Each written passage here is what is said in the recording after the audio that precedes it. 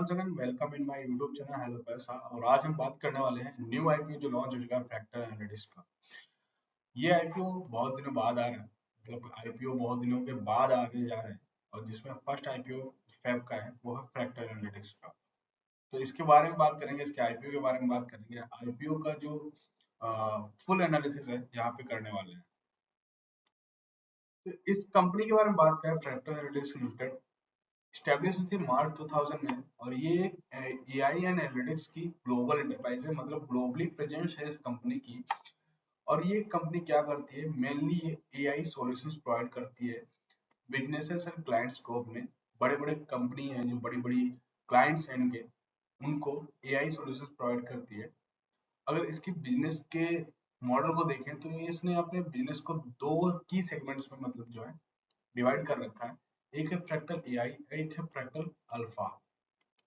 Fractal AI में क्या करती है, ये अपने एआई सर्विसेज एंड प्रोडक्ट्स को प्रोवाइड करती है अपने क्लाइंट को अपने प्लेटफॉर्म्स के थ्रू, जैसे कि एजेंटिक एआई प्लेटफॉर्म कॉजेंटिक हो गया। वही फ्रैक्टल अल्फा की बात करें तो मेनली ये बिजनेस मॉडल्स पे वर्क करती है, मार्केट्स पे एंड मैनेजमेंट पे। तो ये है फ्रैक्टल एनालिटिक्स कंपनी के बारे में। चलिए बात करते हैं इसके आईपीओ के बारे में। वैसे ये इंडस्ट्री बूम कर रही है जिसकी वजह से आईटी सेक्टर में बहुत ही ज्यादा बियरिश मोड चल चुका है ऑलरेडी। तो कंपनी की आईपीओ डिटेल्स की बात करें तो कंपनी का आईपीओ लाइव हो रहा है 9 फेब को, क्लोज होगा 11 फेब को।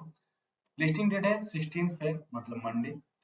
फेस वैल्यू 1 रुपीज पर share. Price band 857 to 900 rupees.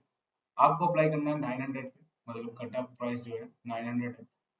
Lot size 16 share का रहने वाला है। और यहाँ पर sale type fresh capital and offers offer for sale भी है, फ्रेश इशू भी है। टोटल इशू रहने वाला है 2834 करोड़ का, जहाँ पे फ्रेश इशू जो है 1023 करोड़, ऑफर फॉर सेल जो है 1810 करोड़। अगर यहाँ पे बात करें एम्प्लॉय डिस्काउंट की, 85 रुपीज एम्प्लॉय डिस्काउंट की है। तो ये है ओवरऑल आईपीओ डिटेल्स के बारे में। अभी चलिए इसके बाद बात करते हैं इसके फाइनेंशियल कैसे हैं और इसका जो है की पॉइंट्स मतलब की मैट्रिक्स कैसी हैं। तो यहाँ पे आपको सारी डिटेल्स तो हमने बता ही दी है। अब यहाँ पे बात करेंगे कि आईपीओ रिजर्वेशन कैसा है। तो यहाँ पे क्यूआईबीएस को जो ऑफर है 75% ऑफ द नेट ऑफर, मतलब जितना आईपीओ आ रहा है उसका 75% जो है क्यूआईबीएस को जाएगा। रिटेल को जो 10% है, और एनआईएस को जो है 15%। यहाँ पे लॉट साइज की बात करें तो रिटेल के लिए लॉट साइज 16 शेयर का है 14,400 का। और मैक्सिमम जो अप्लाई कर सकते हैं 1,87,200 रुपीज का रिटेल एक अप्लाई कर सकता है एक एप्लीकेशन में 13 लॉट।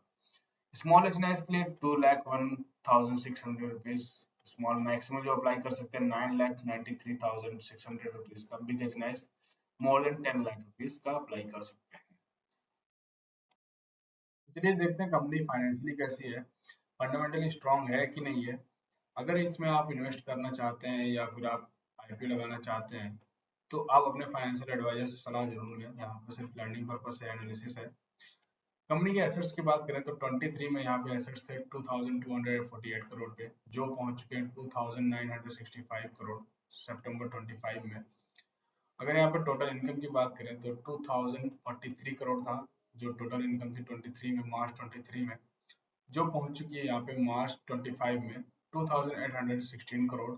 और यहाँ पे सितंबर मतलब 2 क्वार्टर में 25 तक 1594 करोड़ का यहाँ पे इनकम हो चुकी है, मतलब रेवेन्यू की बात कर रहे हैं हम यहाँ पे। अब यहाँ पे पैट की बात करते हैं, प्रॉफिट आफ्टर टैक्स की। तो यहाँ पे 23 में कंपनी ने प्रॉफिट किया था 194 करोड़ का। उसके बाद 24 में मतलब मार्च 24 में ये लॉस मेकिंग कंपनी होगी, मतलब लॉस किया 54 करोड़ का। अगेन 25 में इसने प्रॉफिट किया 220 करोड़ का। और अभी सितंबर मतलब 2 क्वार्टर में 70 करोड़ का प्रॉफिट कर चुकी है। ओवरऑल देखा जाए तो प्रॉफिट मेकिंग कंपनी है। एक बार यहाँ पे लॉस किया है, इसका रीजन देखना पड़ेगा। अगर इबिटा की बात करें यहाँ पे तो 436 करोड़, जो यहाँ पे मार्च 25 में है 398 करोड़। और सितंबर के 2 क्वार्टर में 185 करोड़। नेटवर्थ जो है कंपनी की वो 1339 करोड़ की थी 23 में, जो कि पहुंच चुकी है 1957 करोड़। रिजर्व सरप्लस की बात करें, रिजर्व सरप्लस कंपनी को अच्छा खासा बना हुआ 1323 करोड़ था मार्च 23 में, जो कि सितंबर 25 में पहुंच चुका 1937 करोड़। बोरोइंग की बात करें तो कंपनी पे एज पर रेवेन्यू और जो प्रॉफिट है उस हिसाब से बोरोइंग 325 करोड़ मार्च 23 में, जो कि घटते घटते पहुंच चुका है 274 करोड़। ओवरऑल देखें तो कंपनी प्रॉफिट कर रही है और यहाँ पे फाइनेंशियली ठीक ठाक कंपनी दिखाई दे रही है, और जो सेक्टर है वो सेक्टर बूमिंग है। एआई का आजकल बहुत ज़्यादा जो बूम है वो बढ़ता जा रहा है। कंपनी के की परफॉर्मेंस इंडिकेटर की बात करें तो यहाँ पे रिटर्न ऑन नेट वर्थ जो है वो 3.6% है सितंबर 25 में, जो मार्च 25 में था 12.6%। ओवरऑल घटा है यहाँ पे। पैट की बात करें, पैट भी घटा 8% से 4.5% पे पहुंच चुका है। एबिटा भी यहाँ पे 11.9 पर पहुंच चुका है 14.4% से। प्राइस टू बुक वैल्यू यहाँ पे 8.65 के प्राइस टू बुक वैल्यू पे यहाँ पे आईपीओ आ रहा है। ईपीएस की बात करें तो ईपीएस जो पोस्ट आईपीओ 8.25 रहने वाला है, जो अभी है 13.74। पी की बात करें तो 65.5 एंड पोस्ट आईपीओ 109। अभी इस कंपनी की बात करें तो उस हिसाब से यहाँ पे इसको जस्टिफाई करना मुश्किल है, क्योंकि इस एआई की कंपनियां बहुत कम लिस्टेड हैं। मार्केट कैप 15,000 करोड़ का, लगभग 15,473 करोड़ का हो जाएगा जब ये लिस्ट होगी।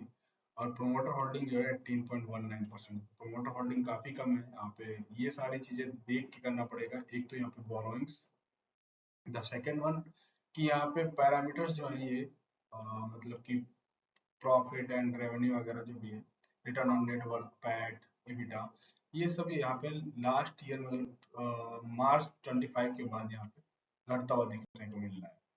अब उसके बाद बात करें तो पी की, प्राइस टू अर्निंग रेशियो जो है वो काफी ज्यादा है यहाँ पे 6500 की वैल्यूएशन पे जा रहा है।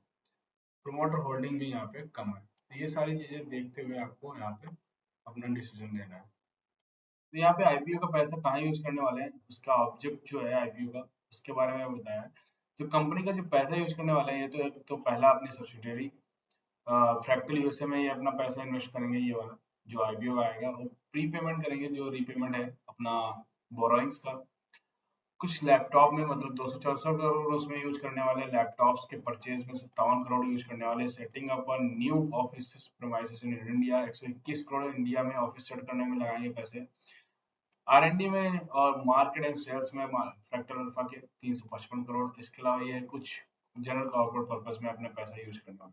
तो यहाँ पे ऑल ओवर देखा जाए तो जो बोरिंग भी कम करेंगे, प्लस अपना सब्सिडरी में पैसा लगाएंगे, बिजनेस को और इनहेंस करने पे फोकस कर रहे हैं, आर&डी में भी पैसा लगा रहे हैं मार्केट में। ओवरऑल यहाँ पे पॉजिटिव है। तो यहाँ पे अगर आपको इन्वेस्ट करना है तो एक बार अपने फाइनेंशियल एडवाइजर से जरूर सलाह लें।